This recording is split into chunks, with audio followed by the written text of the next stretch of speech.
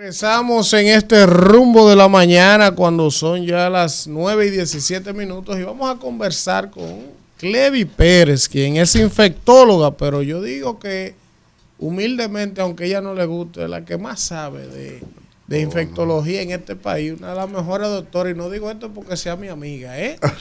Buenos días, Clevi. Mi doctora, mi doctora. Buenos días. Jugadora de Víctor. Ah, sí. Sí, Víctor, sí, así es. Y al resto de los compañeros y a todos los que nos escuchan en este momento. Clevi, mira, estamos viendo una situación de un cuadro con relación al dengue que hacía años que no veíamos, un desbordamiento de los hospitales, de las clínicas, no hay cama, como que uno siente, sin ser especialista en el área, por eso estamos hablando contigo, como que las medidas que el gobierno inició a tomar este fin de semana, la tomaron de manera tardía. Pero ¿cuál es la opinión tuya como profesional sobre el abordaje, la respuesta del Estado con relación a lo que ha estado pasando? ¿Y cuál es la situación a esta hora que estamos hablando con relación al dengue en el país? Bien, fíjate que la percepción tuya está realmente bastante buena porque nosotros meses antes de empezar a tener la problemática, la sociedad de médica especializada, incluyendo la sociedad de infectología, el colegio médico, médicos en particular, epidemiólogos, habían advertido de la situación que era un incremento de los casos de dengue. Pues realmente la respuesta ha sido sobre todo reactiva a pagar, ¿verdad?, el problema, y sobre todo a medida que se ha ido haciendo eco la población, a medida que la gente no consigue cama para ingresar a sus familiares o a ellos mismos, pues entonces cuando ha saltado todo esto, pues ellos han tomado algún tipo de iniciativa y de reacción, pero realmente la labor preventiva que debió haberse llevado a cabo no se realizó oportunamente. Y la situación que tenemos Sí, ahora es decía en básicamente estos una días parte sobrecarga de las de la autoridades salud. que ya va a la baja el brote. ¿Es eso cierto? ¿Va a la baja? ¿Estamos en un pico? ¿Cuál es la situación real?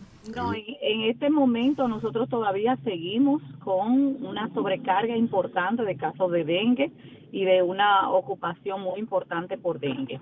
Ahora, le ha dado a tantas personas, porque realmente las estadísticas no revelan ni siquiera la punta del iceberg de lo que ha sido este brote de dengue, que eventualmente, pues en la próxima semana debería empezar a bajar, porque la bolsa de susceptibles, es decir, de personas que eran susceptibles y que ahora se han contagiado, es tal que evidentemente va a empezar a bajar, pero yo creo que esa no era la estrategia, dejar que todo el mundo se enferme sin hacer mucha labor de prevención para que entonces empiece a bajar, porque ya la mayoría de la gente van a tener entonces anticuerpos contra este serotipo. Sí, Víctor. Sí, doctora, un placer siempre saludarle, mi cariño. Que no hay que infectarse para hablar con usted y saber de usted. Claro. Doctora, me ha llamado la atención lo siguiente, la forma en la que se comporta esta cepa de dengue como tal, y me ha llamado la atención que por lo menos en términos de salud pública no se ha establecido, o si lo hay, cuál es el protocolo que deben tener el personal médico para atender la virulencia de esta cepa, porque ha habido muchas interpretaciones con la sintomatología, etcétera, etcétera. ¿Cuál es el cuadro que presenta este virus?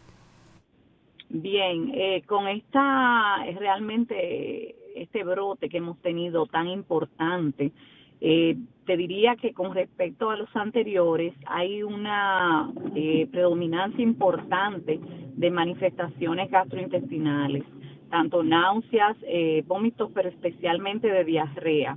Entonces muchas veces se confunde, ¿verdad?, con infecciones gastrointestinales y realmente es un cuadro de dengue. Aunque ya las estadísticas mostraban que alrededor de una tercera parte de las personas con dengue pueden tener manifestaciones gastrointestinales, pero por lo menos en la casuística recogida por nosotros, nuestros casos en los últimos meses, te puedo decir que las manifestaciones gastrointestinales están en torno a un 70-80%, o sea, son muy frecuentes, sobre todo los pacientes que requieren internamiento. Entonces, eso es importante tenerlo en cuenta. También tener en cuenta que pueden haber manifestaciones respiratorias y que ahora mismo tenemos concomitantemente un adelanto de la temporada de influenza, con muchos casos predominando influenza B, pero también algunos casos de influenza A. Entonces ahí también puede llevar a confusión, ¿no? De hecho, hemos tenido en estos días incluso coinfecciones, es decir, infecciones al mismo tiempo, tanto de dengue como de influenza, y que estamos teniendo en nuestro país también un incremento de la casuística de leptospirosis, y hemos tenido también coinfecciones, leptospirosis dengue. Que hay que tener todo esto en cuenta, y por eso es cada vez más importante que las personas que tienen sintomatología pues acudan oportunamente al médico para que se haga el diagnóstico diferencial y se dé el tratamiento oportuno, sea dengue, sea leptospirosis, sea influenza o lo que sea que esté produciendo el cuadro febril. Levi, voy a aprovecharte para hacerte varias en una, pues no voy a volver a preguntar. Mira, lo primero es el tema de la estadística. Se ha estado hablando de que solo hay 11 muertos, pero por ejemplo ayer yo veía a alguien de la Fuerza del Pueblo, me parece que su director, el jefe de la parte médica de la Fuerza del Pueblo, decir que no es cierto, que van como 70 muertos. Hay gente que dice que hay un subregistro. Tú que estás en esas intríngulis, ¿cuál es tu versión sobre eso de las estadísticas de fallecidos por dengue? Eso es uno. La otra, para la gente que nos está escuchando, Clevi, en el país ahora mismo, que te esté escuchando, que tiene problemas, porque ya sabemos que hay problemas para conseguir camas, y tiene un niño, un adolescente o hasta un adulto con sintomatología de dengue y no encuentra cama, ¿hay algún consejo que se le pueda dar de ir haciendo un tratamiento casero en lo que se consigue esa cama? Porque la gente muy dada y los médicos, que le voy a decir, no se automediquen. Sí, el problema es que si tú tienes un niño con síntomas de dengue y no encuentra una cama, algo tú tienes que ir haciendo para que no se te empeore. Si hay algo que hacer. Muy bien.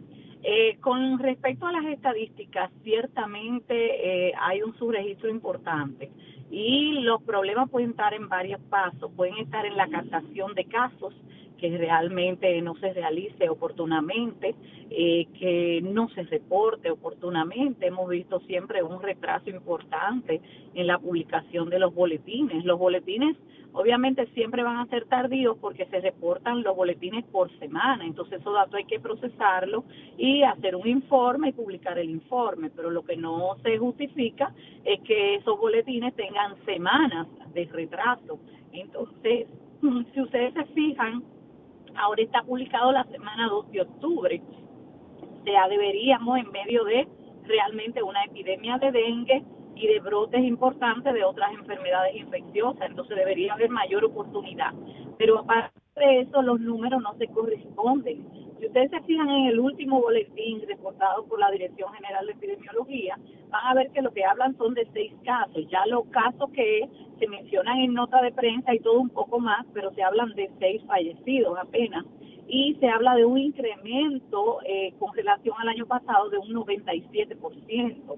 Nosotros sabemos que los casos que estamos de dengue se multiplican por lo menos por 10 o por 20, por decir algo, con respecto a lo que estábamos viendo el año pasado. O sea, esto definitivamente no es un incremento de un 97%, o sea, eso no es verdad, y yo creo que cualquiera que trabaje en el sector salud sabe que esto definitivamente no es verdad. Ahora, dar un número de los fallecidos yo no me atrevería porque realmente no me consta, pero uno va escuchando casos, se va enterando de casos y obviamente no se corresponde a los datos que ellos están reportando. Posible manejo, Clevi, en caso de inicial, en lo que encuentra cama, alguien que tenga un familiar con sintomatología similar a la de dengue, ¿se puede aconsejar algo? Sí, por ejemplo, que solamente para la fiebre utilicen acetaminofén, que es lo mismo que paracetamol. O sea, no utilizar antiinflamatorios no esteroideos, ni aspirina, o sea, aspirina, diclofenac, ibuprofeno, nada de eso que puede aumentar las complicaciones. Y tratar de hidratar lo mejor que se pueda. El problema cuando a veces hay náuseas y vómitos es que no se puede hidratar bien vía oral, pero si la persona no está vomitando y se puede hidratar vía oral, pues lo puede ir haciendo de manera ambulatoria consumiendo abundantes líquidos.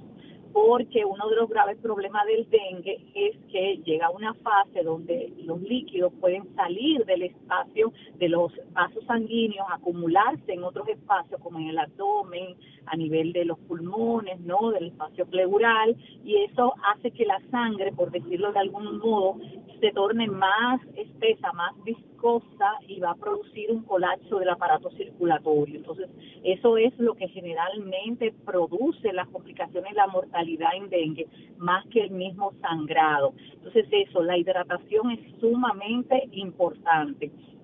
Verificar que la persona esté orinando y que esté orinando abundante de un color claro, que eso también es una buena señal sobre la hidratación. Pero si la persona, sea un niño o sea un adulto, tiene mucho dolor de abdomen, está vomitando y no se puede hidratar vía oral, tiene datos de sangrado, está muy asténico, muy somnoliento, muy tocado, definitivamente a ese niño, a ese adulto, hay que buscarle un ingreso. Y si no se consigue cama, bueno, que se atienda mientras tanto en la emergencia de un centro de salud hasta que se le logre conseguir una cama, pero no se quede con este familiar suyo en estas condiciones en su casa. Preguntarle, Kimberly, por aquí. Preguntarle que si, porque como yo tengo 5 niños, me ha tocado en este mes ir a emergencia muchas veces, no precisamente por dengue, sino por otras situaciones que están aconteciendo, muchos virus que hay, respiratorios sobre todo, que han complicado este tema. A mí me gustaría saber si usted nos pudiera hablar de cuáles son los otros virus que hay, que la gente no conoce, porque no todos los casos son de dengue, sino que hay una gran epidemia con todos estos virus. Y esto ha complicado mucho la situación de la disponibilidad de las camas en los hospitales.